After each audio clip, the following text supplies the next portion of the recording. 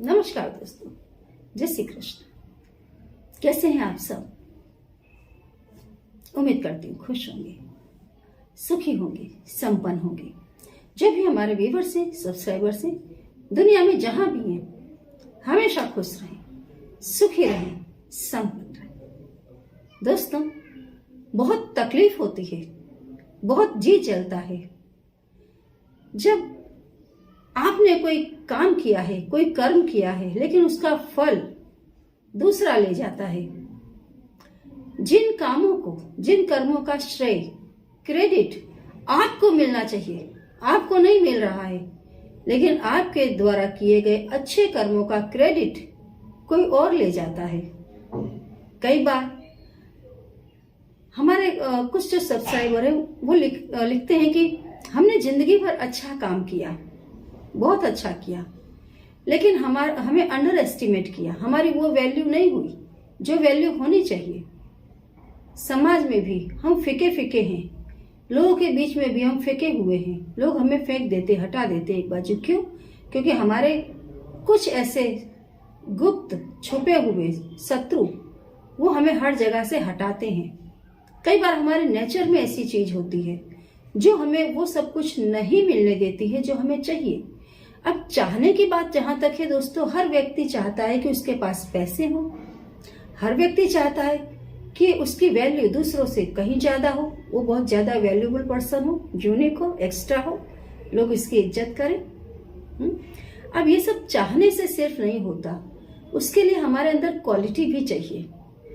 तो सबसे पहले आप ये देखें कि क्या जो आप चाह रहे हैं उसकी क्वालिटी है आपके अंदर। क्वालिटी है तो आप ये देखिए कि क्वालिटी होते हुए भी कुछ लोग आपको टिकने नहीं दे रहे हैं। अगर कोई और अड़चने आ रही हैं तो या तो आपके गुरु कमजोर हैं। गुरु कमजोर होने की सबसे पहली जो पकड़ है, जैसे जिसको आप पकड़ सकते हैं कि हाँ मेरे गुरु कमजोर है, तो उसका सबसे पहला लक्षण तो ये दोस्तों कि आपको पढ़ाई लिखाई में मन नहीं लगेगा, सत्कार्यों में मन नहीं लगेगा, सत्संग में मन नहीं लगेगा। जहां भी सत्संग होता होगा, अच्छी बातें होती होंगी। कुछ लोग जिन्हें सत्संग अच्छा लगता है, अच्छी बातें अच्छी लगती हैं, उन्हें शायद मेरी बात काफी उड़ाऊ लग रही होगी, लेकिन मैं जो कहती हूँ दोस्तों वो मेरे अनुभव से आता है। हर व्यक्ति जो कह रहा होगा, आप इस चीज को नोटिस कर लो कि वो उसकी 80% बातें उसके अपने अनुभव से आई होती है। मैंने सच में ऐसे लोग देखे जिनको सत्संग में इंटरेस्ट नहीं है, जिसको भगवान में इंटरेस्ट नहीं है, वो अपने परिवार का ही यदि कोई मेंबर पूजा पाठी है, कुदरत में मानता है, तो हमेशा उसके खिलाफ रहते हैं। और उस व्यक्ति के आप कर्म देखना, इतने गंदे गिरे हुए और इतनी बकवास, उसकी जिंदगी ही बकवास रहती है। क्योंकि ऐसे जो जीव हैं ये जो क्रूर ग्रह है इसके अंडर में होते हैं। कितनी बार ऐसे जो जीव हैं वो नेगेटिविटी के अंडर में होते हैं, उन्हें खुद ही पता नहीं होता है कि उनके ऊपर कोई नेगेटिव चीज राज कर रही है, उसकी बॉडी को, उसके दिमाग को। एक इंसान को मैं से जानती हूँ, पहले तो मुझे विश्वास नहीं हुआ जब उसने मुझसे बात बताई, क्योंकि मैंने उसके बारे में ज्यादा पर्चा नहीं लिया और सीधे ही कि आपका जो जन्म है इस महीने का है, ऐसा है तो आप इनकी पूजा करो, आप 15 दिन इनफ है, आपको रिजल्ट मिलेगा, बहुत बढ़िया रिजल्ट मिलेगा। उन्होंने कहा कि मुझे तो जब मैं ये माता जी को देखता हूं तो मुझे गाली देने का मन होता है। आप बिलीव करेंगे? नहीं करेंगे। किसी देवी देवता को देख करके किसी को गाली देने का मन होता है?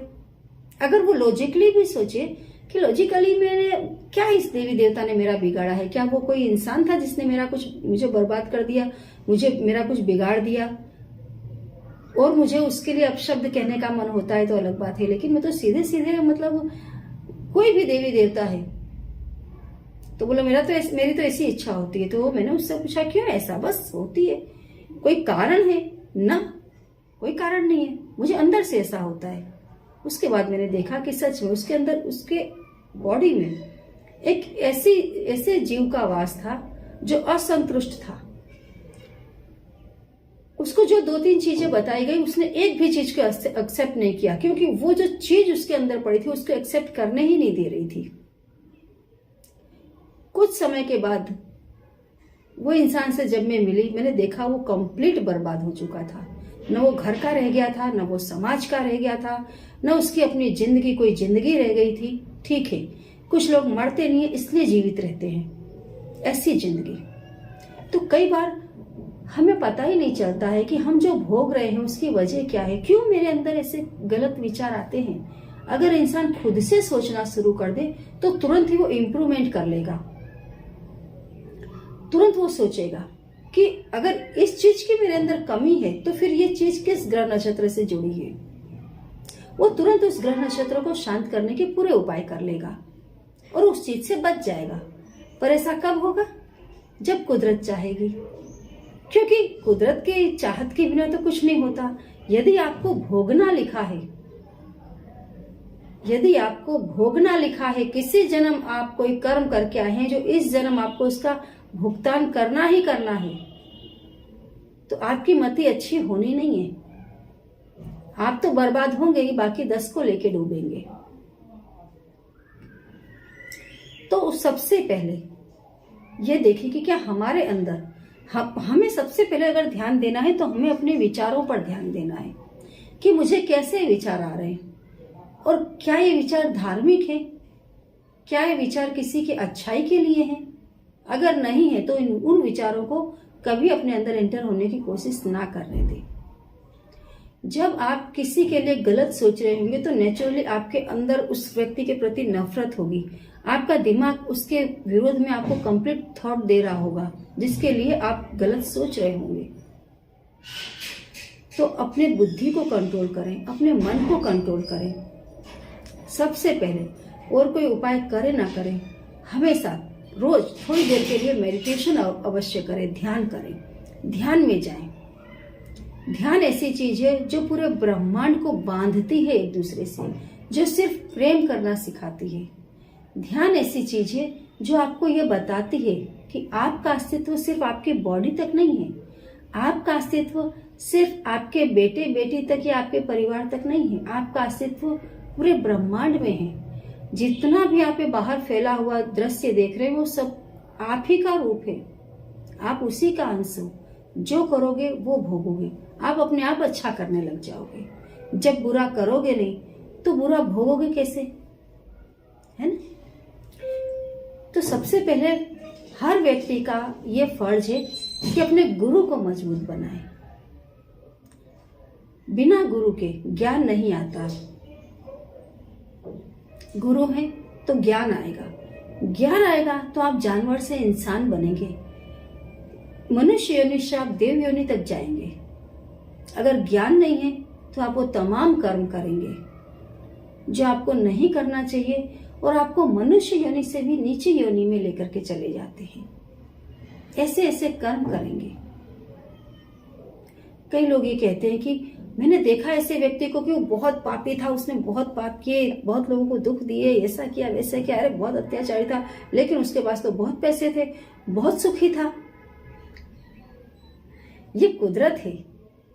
कुदरत पर पूरा विश्वास रखो, पूरा विश्वास रखो। रखते हो तो पूरा विश्वास रखो। जिन लोगों को आप देख रहे हैं इनकी तो औकात क्या है।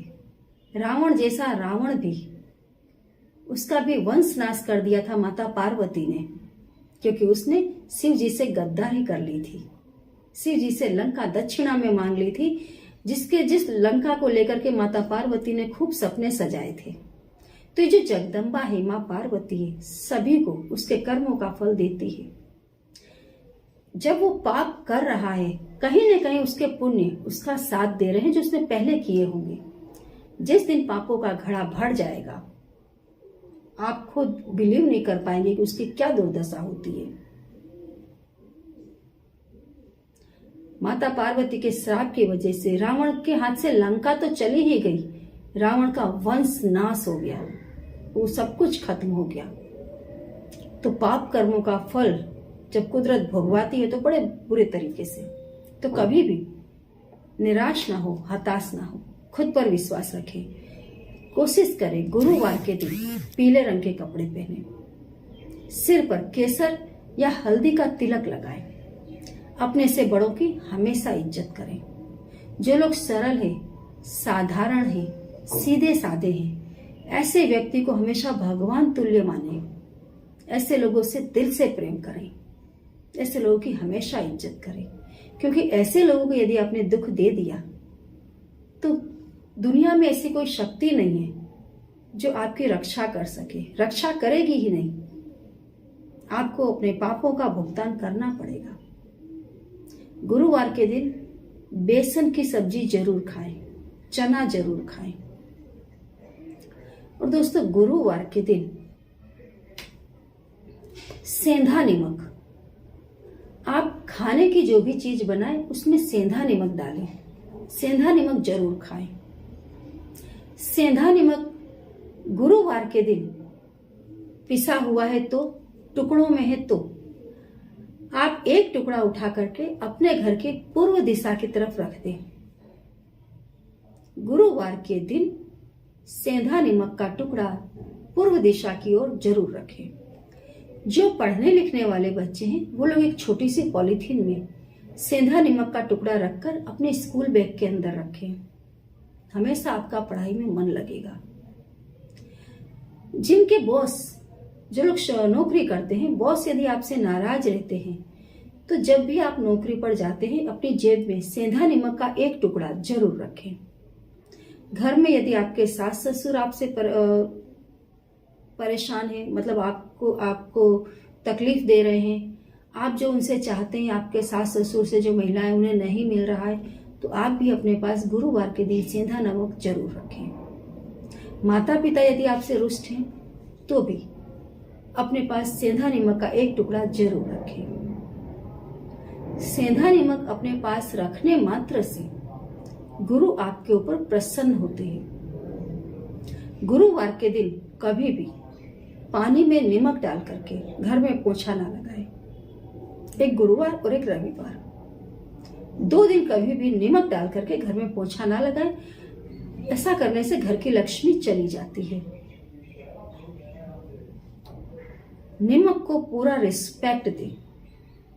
नमक को आप जितना ज्यादा रिस्पेक्ट देंगे, रिस्पेक्टफुली उसका यूज करेंगे। यहाँ वहां कुछ लोग नमक फेंक देते हैं, नमक के डिब्बे के अंदर गीले हाथ डाल देते हैं और फिर नमक निकालते हैं। उनके राहु बहुत खराब होते हैं, कहीं उनकी इज्जत नहीं होती है। नमक को हमेशा कांच की बरनी में रखें। लोहे के बर्तन में, स्टील के डिब्बे में नमक कभी भी ना रखें। इससे घर में गरीबी आती है, कुसंगत में घर के व्यक्ति चढ़ जाते हैं। सादा नमक भी जो आप खाते हैं, एवरीडे यूज करते हैं, मैं उसकी बात करती हूँ, उसे भी हमेशा कांच की बर्नी में रखें। नमक के डिब्बे में हमेशा 2 लौंग डाल करके रखें। इससे भी घर में बरकत आती है और घर का जो ऐश्वर्य है, वैभव है, उसको नजर नहीं लगती। तो गुरुवार के दिन छोटे छोटे नियमों का आप पालन करें, खुद पर विश्वास रखें, अच्छे कर्म करें, अपनी बुद्धि को सत्कार्यों की ओर लगाएं, अपना भला सोचें, अपने परिवार का भला सोचें, अपने परिवारजनों का भला सोचें, सबके बारे में अच्छा सोचें। आपकी सोच ही आपके भविष्य को बनाती है। लोभ रखकर, लालच रखकर, स्वार्थ में आकर आप कोई भी कर्म कर लें, आज आपको ऐसा लगेगा कि आप बहुत बड़ा कोई गोल अचीव करने के लिए जा रहे हैं, लेकिन उसको अचीव करने में यदि आपने कहीं स्वार्थपना दिखा दिया, किसी का अहित हो गया, किसी रिलेशन के प्रति आप गलत हो गए, वफादार नहीं रहे, सिर्फ अपने स्वार्थ के लिए गद्दारी कर गए, तो उसका फल आपको भोगना पड़ेगा। तो हमेशा अपने कर्मों पर ध्यान दें और सबका अच्छा सोचें। अच्छा सोचेंगे, अच्छा होगा। जय श्री कृष्ण।